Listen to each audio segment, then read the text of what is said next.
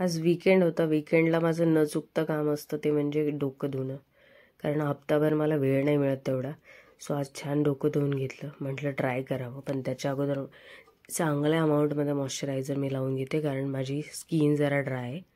So एक Saturday संडेच मिळतो मला, बाकी वेळेस तर ऑफिसचे काम, घरचे काम, सो टोटल बिझी राहते मी.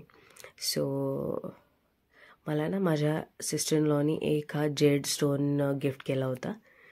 सो जेव्हा पण वेळ मिळतो तेव्हा मी एक जेंटल मसाज करते. आणि आज सरप्राईज म्हणजे आज माझ्या नवऱ्याने 2 गिफ्ट दिलेत मला. काही दिवस झाले माझी तब्येत खराब होती आणि त्यातल्या त्यात पिरियड्स आलेले होते, तर I was bit uneasy for 2-3 days. तो त्याने मला क्यूटचं ना ब्लूटूथ स्पीकर गिफ्ट केलं आहे. हे नुसतं स्पीकरच नाही आहे, ॲक्च्युली हे मॅग्नेट आहे, फ्रीज मॅग्नेट पण आहे. सो जेणेकरून कधी मी कुक करत असताना मला गाणे ऐकायला खूप आवडतात. सो गाणे लावते मी, कधी श्लोक लावते, काही अभंग वगैरे लावते ना. सो म्हणून त्याने काय केलं आहे की इन्स्टेड ऑफ बिग स्पीकर त्याने मला एक छोटंसं स्पीकर गिफ्ट केलं. त्यासोबत ना एक पुडिंगसुद्धा त्यांनी आणलं होतं माझ्यासाठी. मला थेव ब्राह्मा नावाची एक बेकरी आहे, त्याचं डेझर्ट सगळे खूप आवडतात, खूप भारी वाटतात. असे युनिक डेझर्ट आहेत त्यांच्याकडे.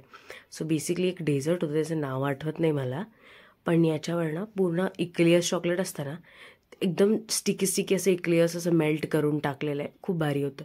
त्याला पण खाऊ घातलं, त्याला खूप आवडलं ते, एकदम भारी. माझा तर एकदम मूडच छान झाला ते खाऊन. यार कोणाला नाही आवडणार आहे, अनएक्सपेक्टेडली गिफ्ट मिळावं, डेझर्ट यावं, मग काय भारीच वाटतं. मग बसली थोडा वेळ, विचार केला यार थोडंसं तरी काम संपवून टाकूयात. थोडं काम राहिलं होतं माझं बाकी, आणि त्यातल्या त्यात मी 1-2 कोर्सेस करत होती, तर ते पण म्हटलं संपवावं. सो आता मी दाखवते की मॅग्नेट कसं दिसते फ्रीजवर. बाई ते एकदम क्यूटचं यार, किती क्यूट मॅग्नेट आहे हे. तर असं मस्त लावलं आहे मी. आणि त्यातलं ते मधला नॉब आहे ना, जर तो फिरवला तर आवाज पण खूप भारी येतो.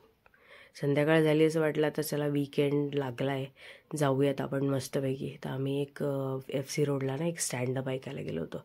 1-1.5 तास खूप मजा आली तिथे. आणि त्याच्याच नंतर आम्ही काय केलं की मग थोडंसं FC रोड फिरलो आणि तिथे एका रेस्टॉरंटमध्ये गेलो होतो. थोड्या वेळासाठीच गेलो होतो बेसिकली, जेवण तर काही करायचं नव्हतं आम्हाला, जस्ट थोडंसं काहीतरी खाऊयात म्हणून गेलो होतो. असं इथे ह्याचं एस्थेटिक्स एवढं भारी आहे. असं सगळे ना असे ॲन्शंट टाईपच्या सगळ्या महाराष्ट्रीयन टिपिकल गोष्टी लावलेल्या आहेत त्याच्यामध्ये. तो खूप भारी वाटतं. आज वीकेंडला माझ्या भावाने आम्हाला जेवायला बोलवलेलं होतं.